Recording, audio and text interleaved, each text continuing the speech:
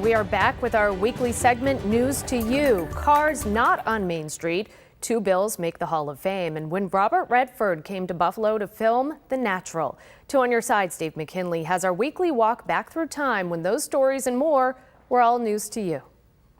10 years ago this week. I did take a banned substance, and for that, I'm very sorry. Baseball's biggest star would be handed what would turn out to be a season-long suspension when A-Rod admitted to using performance-enhancing drugs. Governor Cuomo made a victory lap, announcing he'd settled a dispute with the Seneca that would allow 3 western New York cities to share once again in revenue they'd been denied, and each of the mayors of those cities were forced to read the same canned statement supplied by Cuomo's office in praise of the governor. When Governor Cuomo took office, he made a pledge to western New York that the state of New York recognized our problems and that our region needed special attention after decades of decline.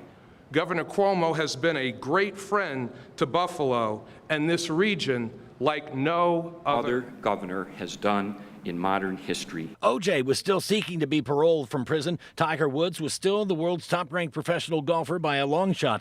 And cars had yet to return to Main Street downtown, but they were working on it this week in 2013. 20 years ago this week, it was time again to induct a new class into the Pro Football Hall of Fame, and this one would include 2 former Bills. This week's News to You pop quiz: which 2 former Buffalo gridiron greats were part of the Hall of Fame class in Canton this week in 2003? Remember, this was back when New York State Senator Pat Gallivan was the Erie County Sheriff, and when, if you wanted to show someone pictures, you pulled out a photo album, not a phone. When Saturn wasn't just a planet, but also a type of automobile. When you still might fly in a DC-10 or do geometry homework with a protractor. And when they tore down the landmark Forks Hotel in Cheektowaga, once renowned for attracting magicians from across the country. The site at Broadway and Union today hosts a credit union with a marker out front indicating what used to be prior to this week in 2003.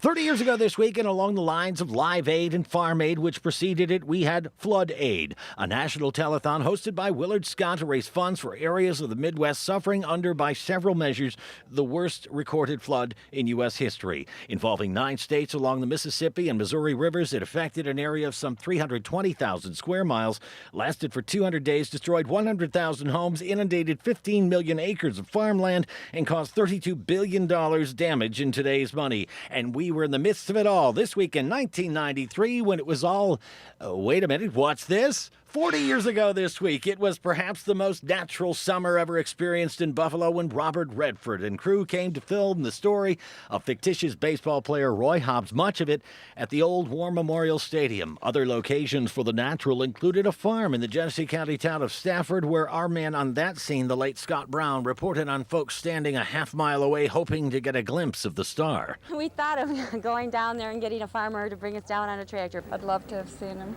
And if he were to stop by and be kind of neighborly, oh my goodness, my heart would flutter. As many did. Naturally, this week in 1983, when it was all news to you.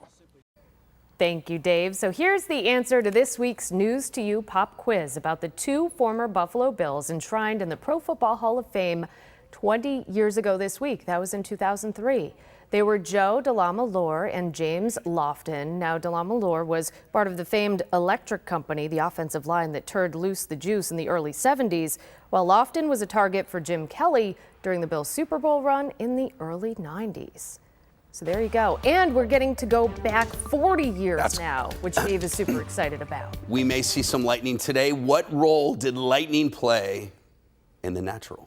Oh, geez. I haven't seen that movie in years. It's where Wonder Boy, I would have to the lightning bolt hit a tree. From the exploded tree, the kid made a baseball bat, and he gave it to Robert Redford when his bat cracked. And it was magical. Hit home. A magical moment. Yeah. And then they put lightning on their uniforms.